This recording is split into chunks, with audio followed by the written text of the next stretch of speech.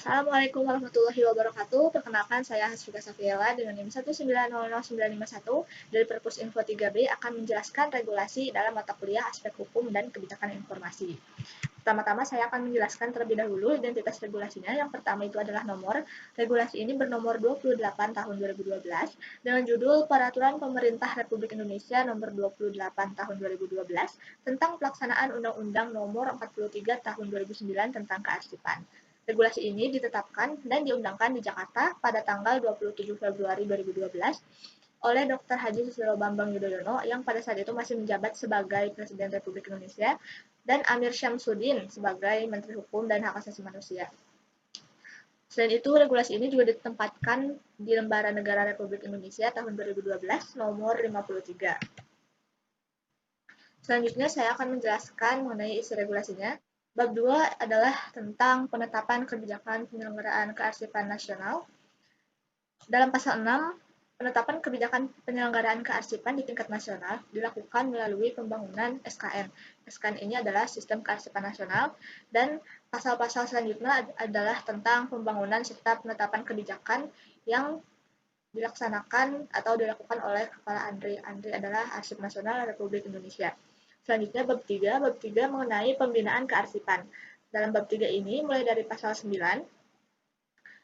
kearsipan dibina oleh ANRI serta yang bertanggung jawab juga merupakan unit kearsipan ANRI itu sendiri, sehingga ANRI sebagai penyelenggara kearsipan nasional, pendidikan dan pelatihan kearsipan diselenggarakan dan dilaksanakan secara fungsional, sehingga ada ketentuan-ketentuan lebih lanjut mengenai segala sesuatu tentang penyelenggaraan kearsipan tersebut yang diatur oleh Kepala ANRI itu sendiri.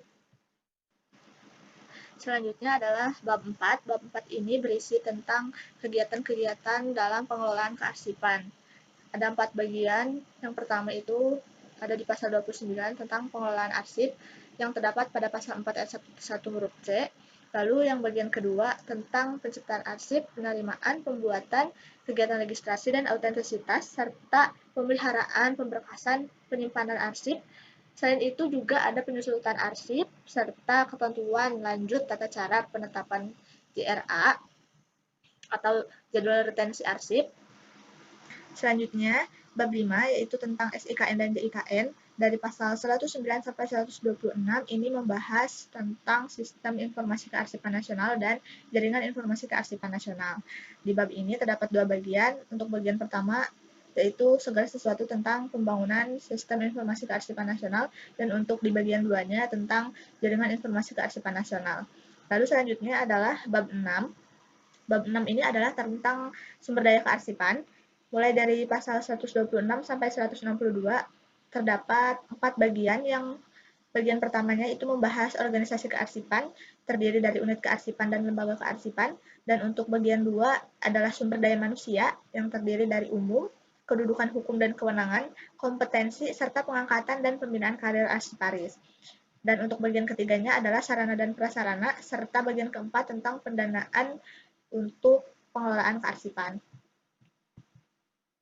Kemudian, di bab 7 ini adalah tentang sumber daya kearsipan.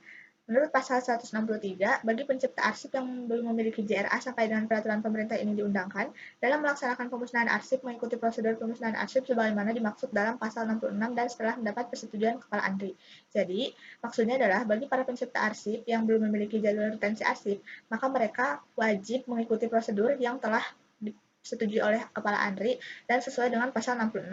Selanjutnya, pasal 164, pengelolaan arsip di bawah 10 tahun yang telah dilaksanakan oleh lembaga kearsipan daerah selaku unit kearsipan 1 di provinsi atau kabupaten kota sebelum berlakunya peraturan pemerintah ini menjadi tanggung jawab lembaga kearsipan daerah.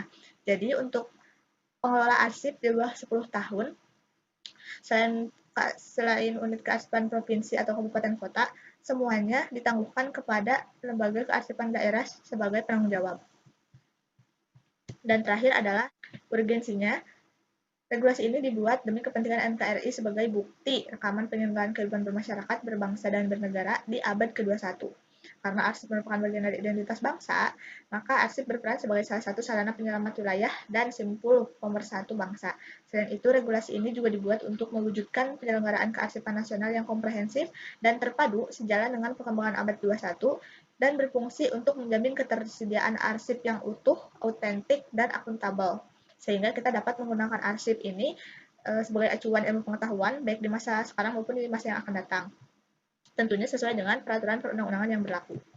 Kesimpulannya, berdasarkan Peraturan Pemerintah Nomor 28 Tahun 2012 ini, bahwa arsip merupakan hal yang sangat penting, salah satu elemen yang penting dalam negara dan menjadi saksi dan bukti atas apa yang telah terjadi.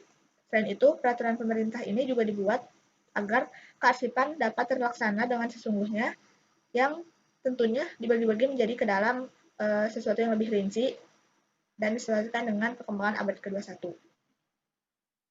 Mungkin cukup sekian dari saya. Terima kasih. Mohon maaf apabila masih banyak kesalahan dan mohon maaf jika terdapat kesalahan kata. Sekian dari saya. Wassalamualaikum warahmatullahi wabarakatuh.